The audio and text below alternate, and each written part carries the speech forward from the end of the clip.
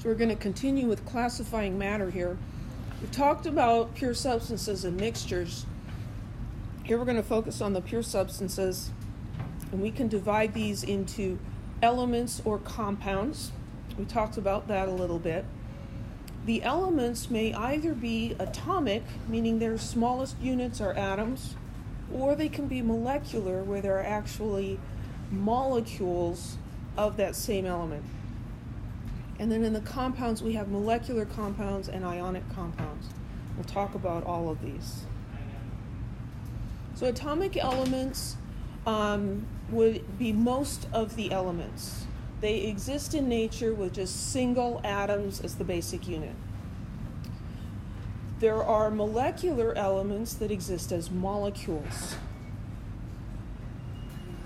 7 of them we refer to as diatomic molecules. Di is a prefix meaning 2.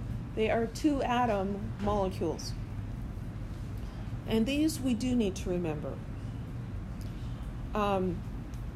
There's different ways to do that. There's a mnemonic, a silly sentence. Horses need oats for clear brown eyes.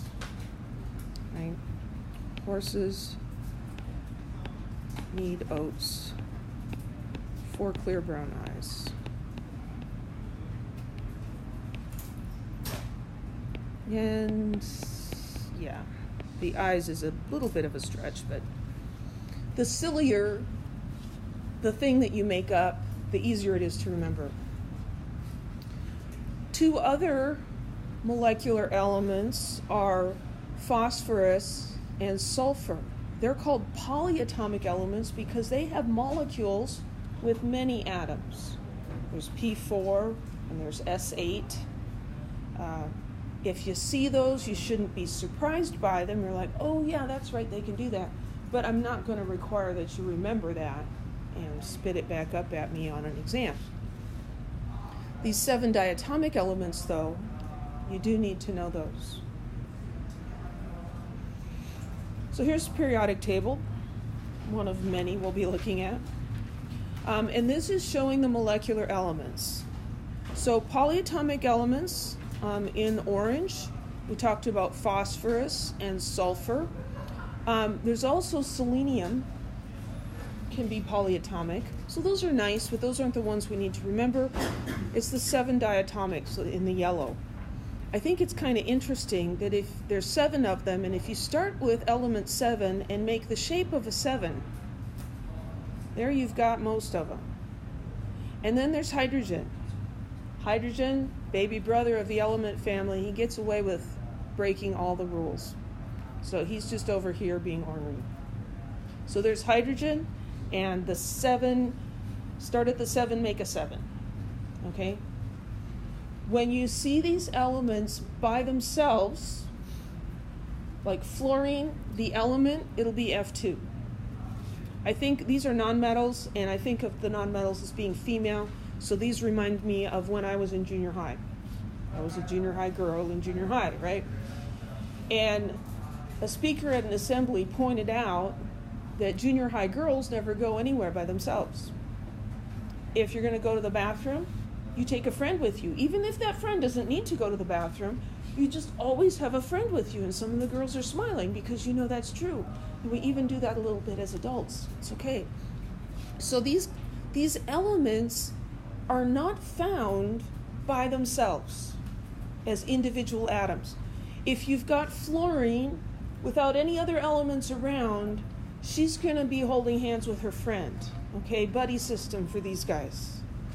If fluorine is part of a compound, maybe there's carbon and oxygen and some other things. Now that's like this big group of elements, right? So then we don't have to have our buddy with us. Then we're okay because we're not alone. So these 7 elements do not like to be alone. If that helps you remember, great. If not, just forget about it. Okay, so those are the elements. Compounds. There's molecular compounds and ionic compounds. Molecular compounds are usually composed of 2 or more covalently bonded nonmetals. So covalently bonded nonmetals. This is sharing electrons. The basic units of molecular compounds are molecules.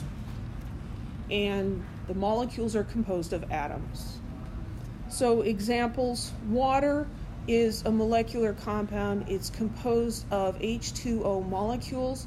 These are both nonmetals, and these atoms are covalently bonded. They're bonded by sharing electrons.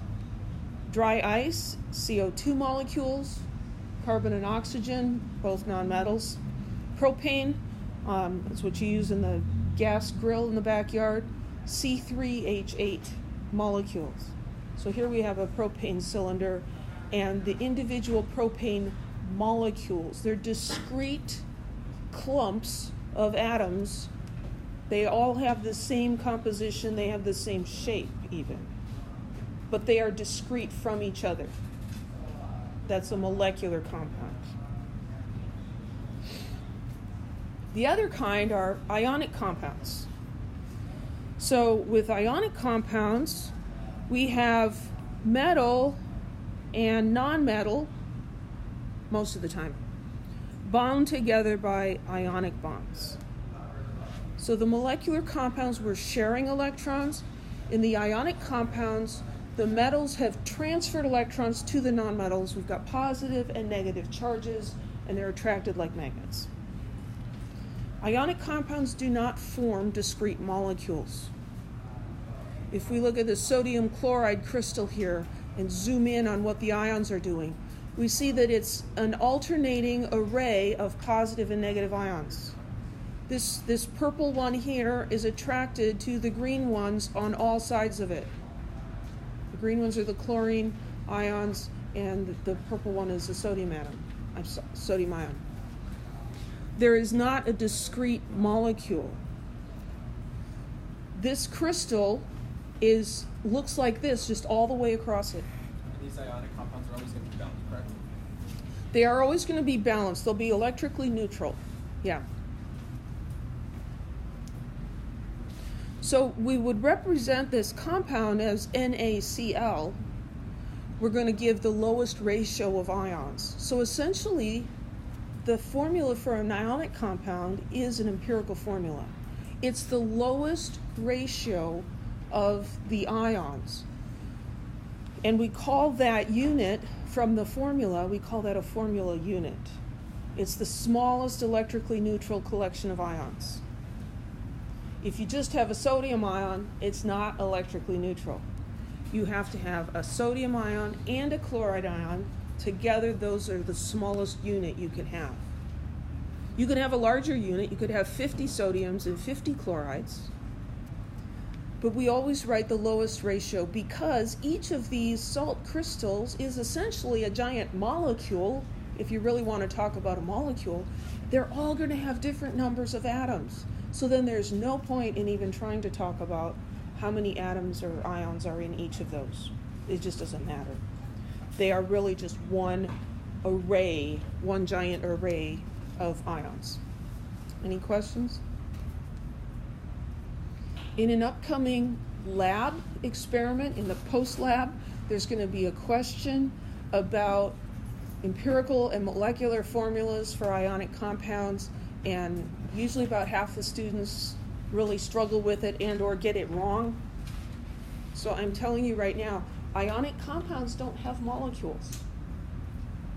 So this is the empirical formula for sodium chloride. Is there a molecular formula that tells us the actual number of ions in a molecule for sodium chloride? No, because there aren't any molecules. Each piece of sodium chloride is going to have a different number of ions. The number of sodiums will equal the number of chlorines, and that's about all we can say. And so there are no molecular formulas for ionic compounds. I just gave you an answer. Some ions are composed of more than one atom. We call these polyatomic ions. So poly meaning many, many atoms, and these are ions. So polyatomic ions are groups of covalently bonded atoms that together have an overall charge. As a group, they may have a couple extra electrons, or they might be missing an electron. But the individual pieces in that polyatomic ion are covalently bonded together. So something like this, NaNO3, that has sodium ions in it and nitrate ions. The nitrate ion is a nitrogen atom, 3 oxygen atoms covalently bonded together, and then toss in 1 extra electron, and you've got nitrate ion. Calcium carbonate, we've got calcium ion and carbonate ions. KClO. So potassium is the metal, and ClO is the polyatomic ion, named hypochlorite. In Chem 1A, you will only be asked to name and write formulas for ionic compounds that have 2 kinds of ions. Okay? There are compounds that have 3 or more different kinds of ions. We don't have to learn about those in Chem 1A. So when we see a compound like this that's ionic, it's a metal, and these are nonmetals. So it's got to be ionic. The first one, the metal, that is 1 ion. So you can kind of just cover that up. Okay, the sodium is 1 ion. Then everything else, the NO3, together is the other kind of ion. Sometimes students want to tell me there's sodium ions and nitrogen ions and oxygen ions in there. Well, that would be 3 kinds of ions, and we don't do that in Chem 1A. Okay? Okay, let's practice classifying substances. We're going to call these atomic elements, molecular compounds, or ionic compounds. So the first thing to ask yourself is it a compound or an element? What about fluorine? That's an element. Ooh, yeah, writing with the highlighter, not so effective. Is it atomic or molecular? Atomic. It's molecular. Why? It's diatomic. It's fluorine, 4. Horses need oats, 4 clear brown eyes. And how do you know that? You memorize it. Okay? N2O, compound or element? Compound. A big clue here looking at the formula is that there's 2 different capital letters. Those are 2 different elements. It can't just be a single element. With names, your clue is that most compounds have more than 1 word in their name, whereas elements always are just a single word. So sometimes you just need to eliminate impossibilities and guess among the other choices, right?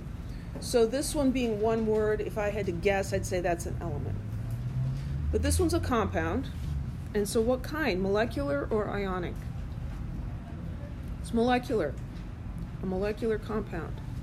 We're going to identify that by looking at what kinds of elements are these. Are they metals or nonmetals?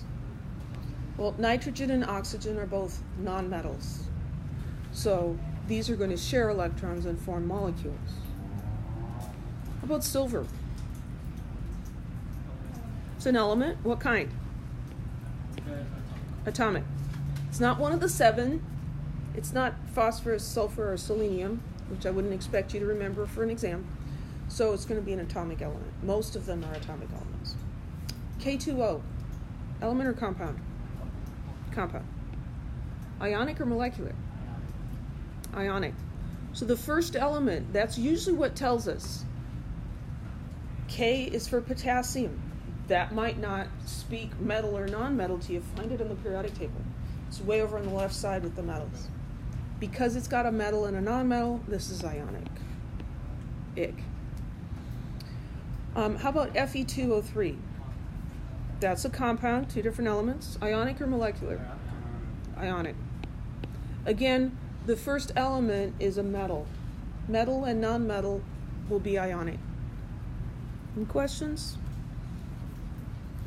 Identifying what class of substance you're dealing with is the first step to being able to name or write the formula for it.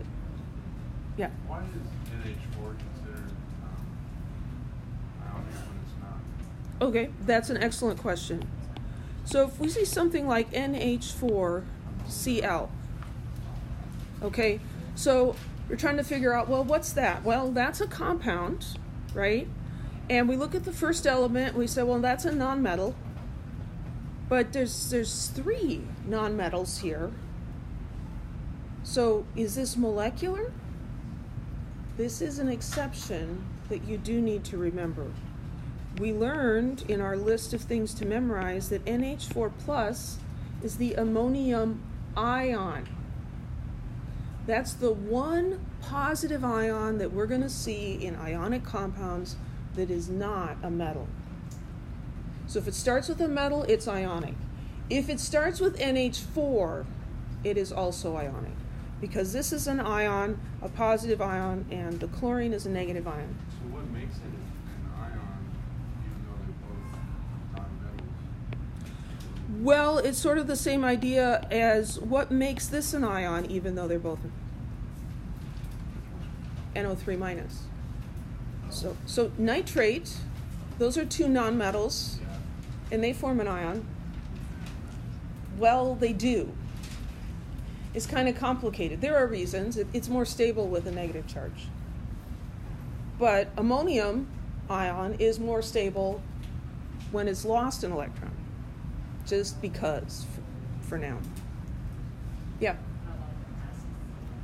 How about the acids? We will talk about acids. Acids can be a little confusing because acids are actually molecular compounds.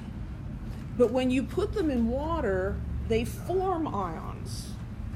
And so then you're like, well, what are they? Well, it depends on whether you have the pure compound or if it's dissolved in water. It's an excellent question. Any other questions?